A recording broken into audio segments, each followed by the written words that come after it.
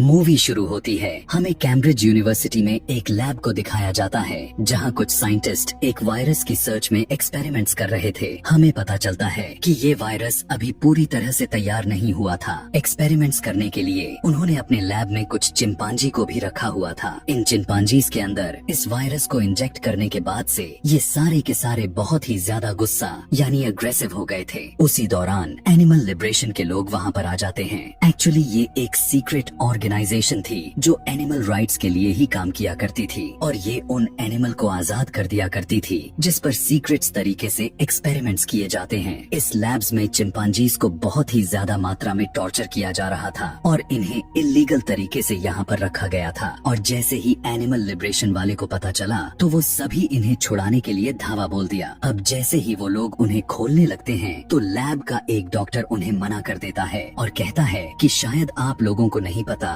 कि इन चिंपांजीज के अंदर क्या डिसीज किया गया है। इनके अंदर एक वायरस को इंजेक्ट किया गया है और अगर आप इनके करीब चले भी गए तो शायद आपका बचना बहुत मुश्किल हो जाएगा क्योंकि ये बहुत ही खतरनाक साबित हो सकते हैं। लेकिन ये लोग उनकी किसी भी बात को मानने से इनकार कर देते और फौरन केज का दरवाजे को खोल डालते हैं। और जैसा कि चिंपांजीज अग्रेसिव यानी गुस्से से भरे पड़े थे, अचानक से वो उसमें से एक लड़की पर अटैक करके उसे काटने लग जाते हैं। देखते ही देखते वो इंजर्ड वाली लड़की बहुत ही अजीब तरीके से खड़ी हो जाती है। देखने को मिला कि उसकी आंखों का रंग बदल गया था और उसे खून की उल्टियां आने लग जाती हैं। उसके मुंह से निकलता हुआ खून उसके आए हुए साथियों पर भी गिर जाता है और वो भी इस लड़की की तरह इन्फेक्टेड हो जाते हैं। दरअसल ये वायरस जिस किसी के बॉडी में जाता था वो बहुत ही बुरी तरह से अग्रेसिव हो जाता था। ये वायरस चिंपांजी के मुकाबले में इंसान पर 4 गुना ज्यादा असर दिखाती थी क्योंकि इंसान और जानवर की दिमाग बिल्कुल अलग होता है। वायरस अंदर जाने के बाद इंसान पागल हो जाता है जिसकी वजह से वह शख्स पूरी तरह से ज़ॉम्बी बन जाता है। लैब का डॉक्टर उस लड़की को जान से मारने की कोशिश तो करता है लेकिन उससे पहले वही उसे मौत के घाट उतार देती है। यहाँ से अब ये वायरस बहुत ही तेजी से फैलने लग गया। पहले से इस शहर तक ही था लेकिन धीरे धीरे पूरे देश में फैल गई। इस एक्सीडेंट के 28 डेज बाद हमें जिम नाम के आदमी को दिखाया जाता है जो काफी सालों से कोमा में रहने के बाद लंदन के एक हॉस्पिटल में उसकी आंख खुलती है। बाहर देखने पर उसे पता चलता है कि हॉस्पिटल तो पूरी तरह से खाली पड़ी है।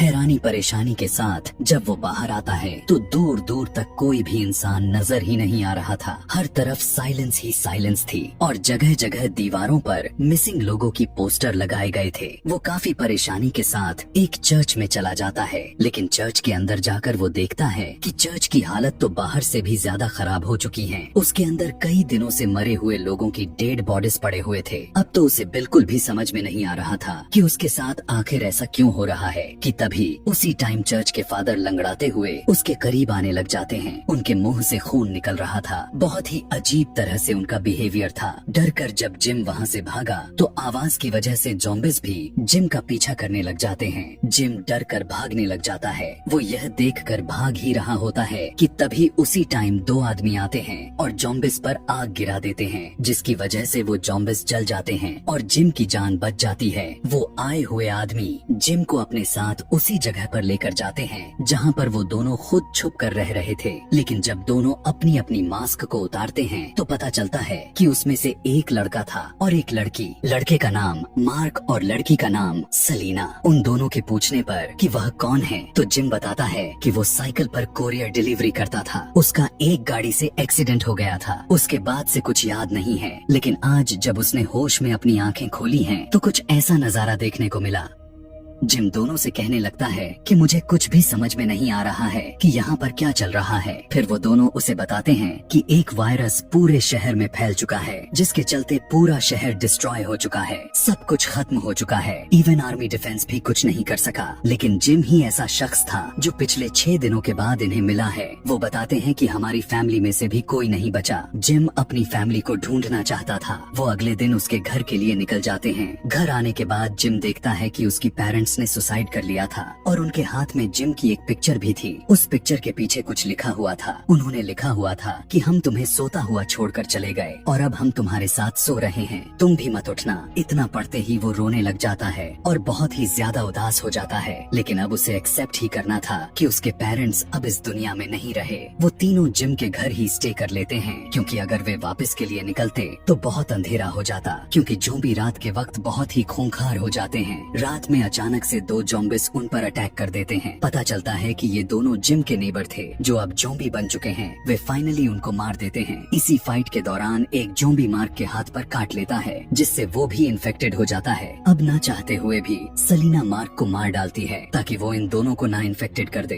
अब सिर्फ सलीना और जिम ही बचे हुए थे। दोनों बाहर जाने के बाद देखते हैं कि एक बिल्डिंग में एक कमरे की लाइट ब्लिंक कर रही थी। उन्हें लगने लगता है कि उनके अलावा भी और भी बचे हुए लोग सरवाइव कर रहे हैं। वो उस बिल्डिंग से ऊपर की तरफ जा रहे होते हैं कि तभी कुछ ज़ॉम्बिस उनका पीछा करने लग जाते हैं। ज़ॉम्बिस उन दोनों पर अटैक करने ही वाले थे कि तभी एक आदमी उन्हें बचाकर अपने घर ले आता है। इस आदमी का नाम फ्रैंक था और ये अपनी बेटी हैना के साथ अपने घर में ही छुप कर रह रहा है। यहाँ पर वो उन दोनों को बताता है कि पिछले कुछ दिनों से एक ट्रांसमिशन रेडियो चल रहा है, जिसमें यह बताया जा रहा है कि इस वायरस का इलाज अभी भी है और लोगों की इसके जरिए मदद भी की जा रही है। उन लोगों ने अपना एड्रेस भी बता रखा है ताकि लोग अपनी खुद की जान बचा सके। लेकिन सलीना इस बात पर जरा सा भी विश्वास नहीं करती कि आखिर ये लोग उन्हें क्यों बचा रहे हैं, क्योंकि ये मैसेज रिकॉर्डेड था। लेकिन उनके पास इस बात को मानने का अलावा कोई दूसरा ऑप्शन भी तो नहीं था। इसके बाद वो लोग रेडियो ट्रांसमिशन के जरिए बताए गए लोकेशन पर जाते हैं। आगे रास्ते इन्हें एक टनल मिलता है। तब जिम कहता है कि इस टनल से जाना रिस्की हो सकता है, लेकिन फ्रैंक कहता है कि हम इस रास्ते से जल्दी पहुंच जाएंगे। उस टनल में और भी बहुत सारी गाड़ियां थीं। अब तेजी से फ्रैंक अपनी गाड़ी को भगा ही रहा था कि तभी अचानक से उसका आगे की टायर पंक्चर हो जाती है। टायर एक्सचेंज करने के लिए जब वो सभी अपने गाड़ी से उतरते हैं तो वे देख पाते हैं कि बहुत सारे ज़ॉम्बिस उनके तरफ बढ़ रहे थे। जिसके बाद वो जल्दी से टायर को चेंज करते हैं और ज़ॉम्बिस के वहाँ पहुँचने से पहले ही अपनी गाड़ी भगाकर वहाँ से निकल जाते हैं। अगले 2 दिन बाद ये लोग अपने डेस्टिनेशन पर पहुँच जाते हैं, लेकिन देखने को मिला कि वहाँ पर तो कोई भी नहीं था। यह देखकर सलीना कहने लगती है कि हमें वापस चले जाना चाहिए कि तभी फ्रैंक देखता है कि एक कौवा सड़ी हुई डेड बॉडी को खा रहा था कि तभी उस डेड बॉडी का ब्लड का एक ड्रॉप उसके आंख में गिर जाती है, यानी अब वो भी इन्फेक्टेड हो चुका था। उसकी बेटी हैना उसके पास जाने की कोशिश करती तो है, लेकिन वो उसे पीछे धकेल देता है। अभी जिम उसे मारने ही वाला था कि अचानक से आर्मी का एक सोल्जर उसे शूट कर देता है। वो सोल्जर बाकी लोगों को अपने वैन में बैठा कर ले जाता है। वहाँ आने के बाद तीनों मेजर हेनरी से मिलते हैं, जो वो उन्हें यकीन दिलाते हैं कि अब वो यहाँ पर सेफ हैं, क्योंकि इन्होंने ज़ॉम्बिस से बचने के लिए अपनी बाउंड्री को सिक्योर कर दिए थे और कोई ज़ॉम्बिस भी अंदर नहीं आ सकता था। अगर गलती से भी कोई ज़ॉम्बी आ जाता है तो सायरन से इन्हें पता चल जाएगा और ये उन्हें फौरन से मारकर खत्म कर डालेंगे। लेकिन इनके पास भी कोई परमानेंट इलाज नहीं आया था। इसके बाद हेनरी जिम को एक आर्मी ऑफिसर मिलर से मिलवाता है, जो कि कुछ दिन पहले ज़ॉम्बी के काटने से इन्फेक्टेड हो गया था और उसे चेन के साथ बांध कर रखा गया था। उस ज़ॉम्बी को पकड़ कर रखने का मकसद यह था कि वो देख सके कि ज़ॉम्बी कितने दिन तक खाए पिए बगैर जीवित रह सकते हैं। रात में सभी बैठकर डिनर कर ही रहे थे कि तभी इन्हें ब्लास्ट की आवाज सुनाई देती है। उन्हें पता चल जाता है कि इनके एरिया में ज़ॉम्बिस घुस गए हैं, इसीलिए बाहर जाकर सारे के सारे ज़ॉम्बिस को मार डालते हैं। जब वो लोग अंदर आते हैं तो एक आर्मी ऑफिसर सलीना से छेड़छाड़ करने लग जाता है। यह देखकर जिम से रहा नहीं जाता और उसे मारने लग जाता है। मेजर हेनरी भी उस आर्मी पर्सन को यहाँ से जाने के लिए कहते हैं, जिसके बाद हमें पता चलता है कि उन्होंने एक फेक यानी झूठा ट्रांसमिशन चलाया हुआ था ताकि इसके जरिए वो लोगों को एक नई जगह दे सके और लड़कियों का मिसयूज कर सके।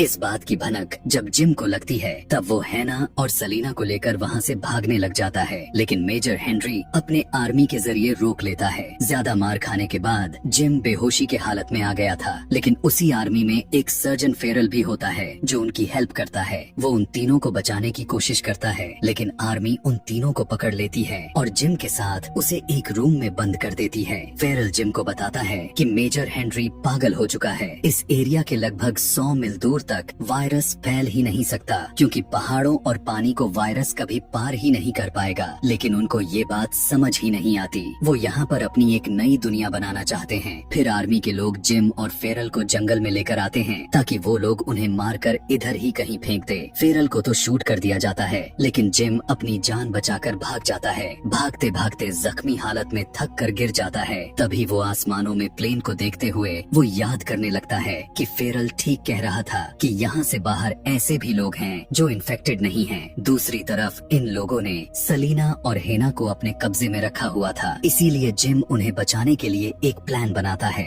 और कैंप के पास वाले सायरन को बजा देता है। मेजर हेनरी अपने बाकी सोल्जर्स के साथ वहाँ जॉम्बिस को मारने के लिए जाता है। जिम किसी तरह बाकी सोल्जर्स को मार डालता है, लेकिन हेनरी बचकर वहाँ से भाग जाता है। इसके बाद जिम बेस कैंप में जाता है और मिलर को खोल देता है। मिलर वही सोल्जर था जो इन्फेक्टेड हो चुका था और आजाद होने के बाद वो बाकी ऑफिसर्स को भी इन्फेक्टेड कर डालता है। सब अपनी जान बचाकर भागने लगते हैं, जिसकी वजह से सलीना और हेना वहाँ से अलग हो जाते हैं। एक आर्मी ऑफिसर उन दोनों को पकड़ लेता है, लेकिन जिम फौरन वहाँ पर आकर उसे मार देता है। सलीना को लगने लगता है कि जिम भी अब ज़ॉम्बी बन चुका है, लेकिन बाद में उसका यह डाउट क्लियर हो जाता है और वो एक दूसरे को पसंद करने लगते हैं। लेकिन हेना अचानक पीछे से जिम के सर पर बॉटल से अटैक कर देती है। उसने ऐसा इसलिए किया क्योंकि उसे लग रहा था कि वो उसे काटने वाला है। इसके बाद ये तीनों वहाँ से भागने के लिए जल्दी से एक कार में जाकर बैठ जाते हैं। दरवाजा खोलने पर पता चलता है तो देखते हैं कि पहले से ही मेजर हेनरी कार में बैठा हुआ था। हेनरी अचानक गन से जिम पर शूट कर देता है, यह कहते हुए कि तुमने मेरे सारे ऑफिसर्स को मार दिया। लेकिन गोली लगने के बावजूद भी जिम नहीं मरता। हेना यहाँ पर एक ट्रिक लगाते हुए गाड़ी को बैकवर्ड लेकर जाती है। पीछे से वही आर्मी ऑफिसर ज़ॉम्बी मिलर आ रहा था।